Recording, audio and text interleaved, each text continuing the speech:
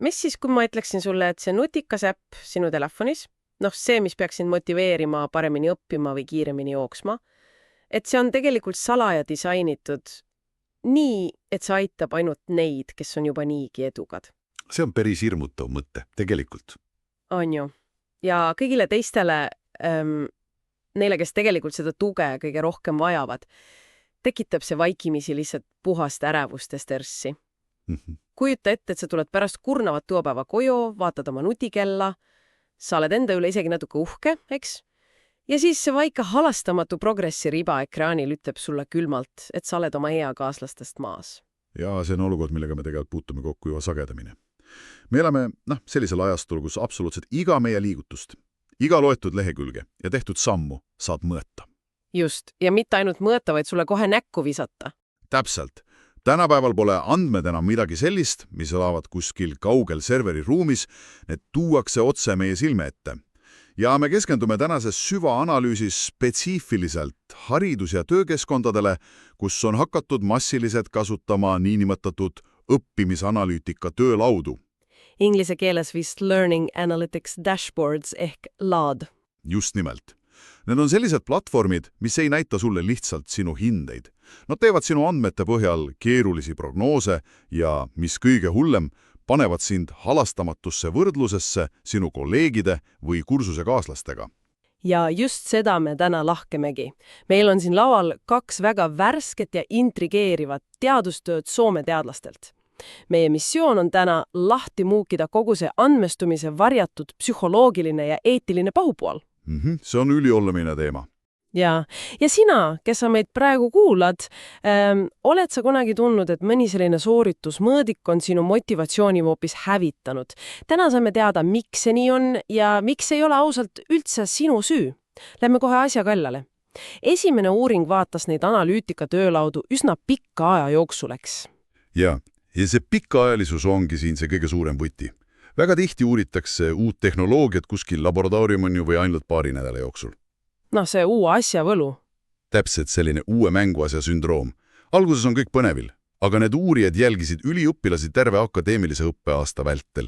Nad tahtsid näha, mis juhtub siis, kui see töölaud muutub selliseks igapäevaseks, igavaks rutiiniks. Okei, ja mida see süsteem neile siis täpselt näitas? See polnud lihtsalt mingi Exceli tabel? Ei, kaugel sellest. See süsteem on metsikult keeruline. See tõmbab kokku tudengi kogu ajaloo, sooritatud ained, ainepunktid. Siis arvutab see välja sinu isikliku, oodatava lõpetamise aja ja loob igasuguseid visuaalseid prognoose. Wow. Ja veelgi enam, see võtab arvesse ka seda, kui raskeks on varasemad tudengid teatud aineid pidanud. See võib sulle öelda, et kuule, vaata ette, järgune semester on statistiliselt väga kõrge väljalangevusega. Oota, see kõlab tegelikult nagu mingi, nutikell sinu aju ja ülikooli kraadi jaoks. See on väga hea võrdlus, jaa. Sest mõtle, kui ma lähen jooksma, siis nutikell ei ütle mulle lihtsalt, et sa jooksed. See ütleb, et sa jooksed praegu tempos 5 minutit kilomeeter, sa oled äglasem kui su eakaastased. Just, halastamatu tagasiside. Jah, ja kui sa sama tempoga jätkad, jõuad finišisse plaanitust 20 minutit hiljem. Muide, järgmine kilomeeter on mäkketõus, kus 40% jooksjatest alla annab. Täpselt nii see töölaud töötabki. Aga esmapilgul võiks ju arvata, et selline radikaalne läbipaistvus on geniaalne. Kui ma tean, mis mind ees ootab, siis ma saan ju paremini valmistuda. Ja uuringu esimesed tulemused vist isegi näitasid seda, eks? Näitasid küll, jaa. Pilootgrupp, kes seda süsteemi kasutas, tuldis, et nad tegid oma õppimise planeerimises tohutu hüppe. Palju parem kui see vana ja kohmakas ülikooli infosüsteem. Aga miks see visuaalne värk siis nii hästi töötab meie ajule? Siin tuleb mängu psühholoogiline kontseptsioon nimega eneseregulatsioon. Kogu iseseisva õppimise tuum seisneb 2 asjas, eks ole, planeerimises ja monitoorimises. Probleem ei ole tavaliselt selles, et meil poleks infot. Tudengid ju teavad umbes, mitu ainepunkti neil vaja on. Probleem on selles, et toores info nõuab ajult suurt kognitiivset pingutust, et sa suudaksid sealt mingi suure pildi kokku panna. Aga kui see info on koheselt esitatud punaste ja roheliste progressiribadena, siis aju ei pea enam arvutama. Just. See vähendab ajukoormust. Tudeng näeb punast tulda ja mõtleb kohe, et okei, mu kevadsemester on ülekoormatud, ma pean ühe aine sügisesse tõstma. Ta korrigeerib kurssi enne, kui ta päriselt läbi kukub. Kujutame ette üht tudengit, ütleme Markus. Markus logib esmaspäeva hommikul sisse ja näeb, et tema prognoositud lõpetamise aeg on nihunud poole aasta võrra, sest ta kukkus ühes aines läbi. Ta ohkab, aga teeb uue plaani. Süsteem päästis Markuse. Paberil on see ju täiesti ideaalne mentor. Paberil absoluutselt. Aga kui see kõik on nii fantastiline, siis miks me alustasime tänast saadet väitega, et need süsteemid aitavad ainult edukaid? No vaata, kui teadlased hakkasid neid andmeid sügavamalt kaevama, siis ei klappinud asjad üldse selle roosilise pildiga. Nii, räägi. Teadlased läksid uuringusse, eeldades, et kõige suuremat rolli mängib siin inimese enesetõhusus ehk self-efficacy. See on sisuliselt inimese sisemine usk oma võimetesse. Usk, et olenemata raskustest ma suudan selle ülesande lahendada. Tundub loogiline ju. Kui sa oled enesekindel ja tahtejõuline, siis sa ei lähe paanikasse. Just. Loogika ütleski, et kõrge enesetõhususega tudengid uskavad seda töölauda enda kasuks pöörata. Aga statistika näitas midagi täiesti ootamatut. Tudengi enesetõhusus ei mänginud mingit rolli selles, kas nad said süsteemist abi või mitte. Oota, vabandust, aga see ei käi ju ühtse igapäevase loogikaga kokku. Isegi kui mul on tohutu tahtejõud ja ma usun endasse, siis sellest ei piisa. Mis see salajane filter siis oli? See filter oli andmekirjaoskus ehk data literacy. Ja see on fundamentaalselt erinev asi kui lihtsalt enesekindlus või arvutioskus. Ehk siis see pole lihtsalt see, et sa oskad Excelit avada? Ei, üldse mitte. Andmekirjaoskus on spetsiifiline kognitiivne oskus. Oskus digitaalset ja visuaalset infolt tõlgendada, mõista selle piiranguid ja rakendada seda oma päriselus. Okei, teeme selle hästi praktiliseks. Kuidas see andmekirjaoskuse puudumine siis seal süsteemis välja nägi? Näiteks tudeng logib sisse ja näeb, et tema sooritus on 40% peal. Ilma andmekirjaoskuseta tudeng näeb numbrit 40, ta seostab seda koolis tuttava 40%-ga ja ta satub absoluutsesse paanikasse. Ta mõtleb, et appi, ma olen pooleldi läbi kukkunud. Ja võib stressist isegi pooleli jätta. Just. Aga kõrge andmekirjaoskusega tudeng vaatab sama asja, vaatab meediani ja saab aru, et tegelikult on minu tulemus täiesti okei. Siin on lihtsalt paar ülepingutamas toilikut, kes keskmist üles moonutavad. Ma olen täpselt graafikus. Vau, üks sai paanikahu ja teine sai meelerahu. Ja nad vaatasid täpselt sama pilti. Täpselt sama pilti. Sellised valesti tõlgendatud andmed ei ole lihtsalt müra, need on aktiivselt kahjulikud. Ja siit koorubki välja see tõsine eetiline probleem. Seda tuntakse Matthew efektina. Kellel on, sellel antakse juurde ja kellel pole, sellelt võetakse seegi. Just nii. Need keerulised digilahendused tuuakse sisse, et aidata kõiki, eks. Kuid reaalsuses loovad nad nähtamatu lõhe. Need võimendavad nende inimeste edu, kes oskavad juba andmeid lugeda, jättes nõrgemad veelgi kaugemale maha. See on täpselt nagu visata uppuvale inimesele päästerõngas, aga selle päästerõnga küljes on keeruline lukk ja koodi teavad ainult need, kes juba nii ujuvad. Oota korra, ma pean siin nüüd tuliselt vahele segama. Nii?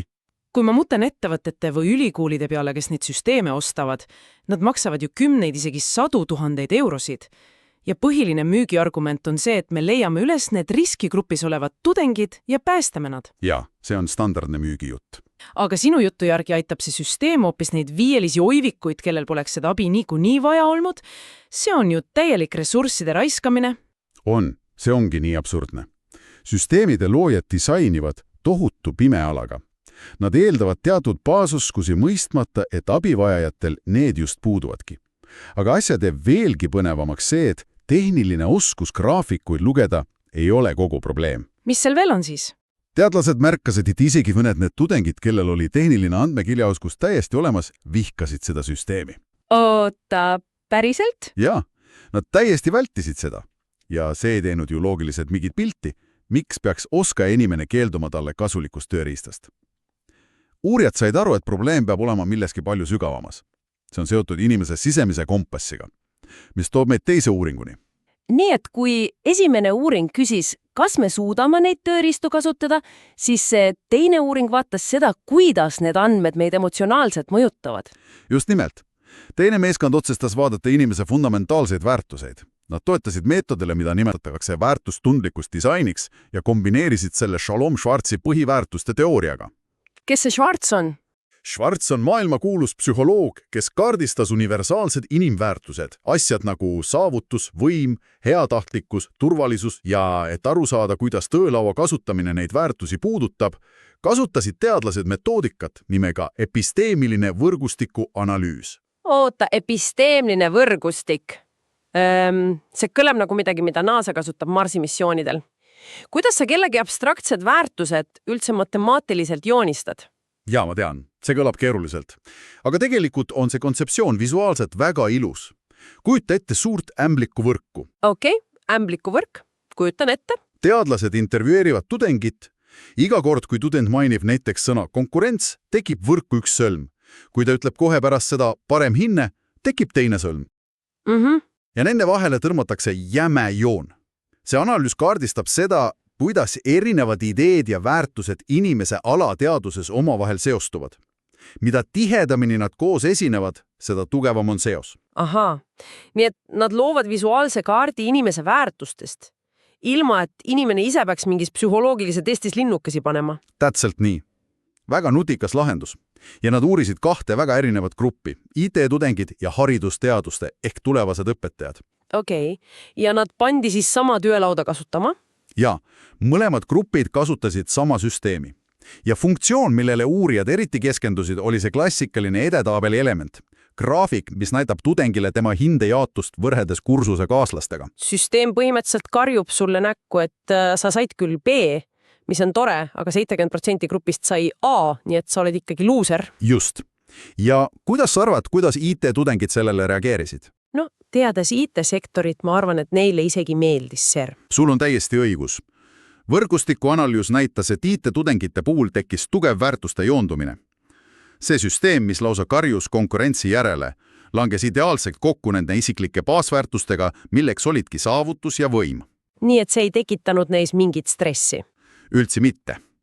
Üks IT-tudeng ütles lausa, et päris maailmas seal tehnoloogiasektori tööturul peab niikuinii kogu aeg konkureerima, tööandjad võrdlevad sind teistega, see oli neile nagu puhtaks kütuseks. Aga okei, võtame nüüd selle teise grupi, need tulevased õpetajad. Inimesed, kes on valinud elukutse, kus fookuses on teiste aitamine ja toetamine. Mis nende ämblikuvõrgus toimus, kui me sama edetabelit negid? Pilt oli absoluutselt vastupidine. Nende võrgustik näitas massiivseid väärtuste pingeid.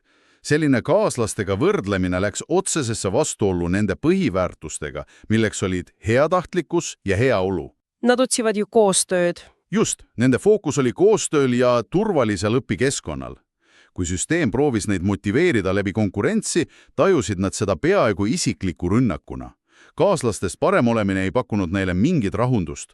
Ja mis siis juhtus? See töölood muutus nende jaoks puhta stressi, ebamugavuse ja ärevuse allikaks. Nad tajusid, et süsteem rikub nende omavahelist meeskonna vaimu, proovides neid üksteise vastu välja mängida. Tead, see on täpselt sama olukord, kui sa paneksid seinale ühe halastamatu sooristuste edetabeli, aga 2 täiesti erinevas keskkonnas. Kujuta ette CrossFiti treeningsaali. See on meie IT-tudengite analoogia, eks? Väga eluline. Selles saalis on see edetabel absoluutselt ootuspärane.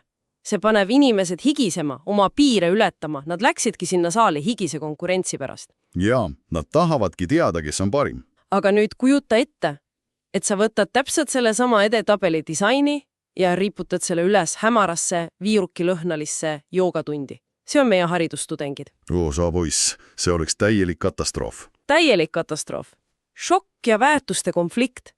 Inimesed tulid sinna otsima sisemist rahu ja isiklikku tasakaalu, mitte võistlema selle peale, kellel lootuse asend on 5% sügavam. Täpselt. See edetabel tapab kogu joogatunni mõtte ära. Ja siin peitubki selle uuringu kõige kriitilisem sõnum tehnoloogia loojatele. Ei ole olemas sellist asja nagu üks disain sobib kõigile. Sest numbrid pole ju kunagi neutraalsed, eks? Ei ole. Andmetöölaud pole mingi objektiivne peegel. Disainer, kellel on tõenäoliselt endal IT-taust ja kes väärtustab saavutust, disainib alateadlikult süsteemi, mis premeerib konkurentsi. Ja siis ta eeldab, et kõik teised maailmas motiveeruvad samadest asjadest. Just.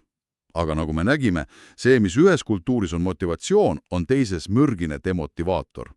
Kui me surume andmed formaati, mis sõdab kasutaja väärtustest üle, siis hakkavad isegi tehniliselt osavad inimesed seda süsteemi vältima või isegi saboteerima. Mõtle nüüd korraks iseenda ja oma igapäevast harjumuste peale. Kui saavad oma nutikella või keeleõppeäppi ja see teatab sulle rõõmsalt, et sinu sõber tegi 10 000 sammu rohkem kui sina, mis on sinu esimene emotsioon? Kas sa jooksed välja või paned telefoni kinni? Just. Kas sa tunned adrenaliini ja tahad sõbra alistada või tunned sa seletamatut tängi? Tunned, et see võrdlemine röövib sinult lihtsalt selle tegevuse enda rõõmu ja sinu reaktsioon ei näita absoluutselt seda, kas sa oled laisk või tubli ebaõnnestuja või edukas. See näitab sinu baasväärtusi.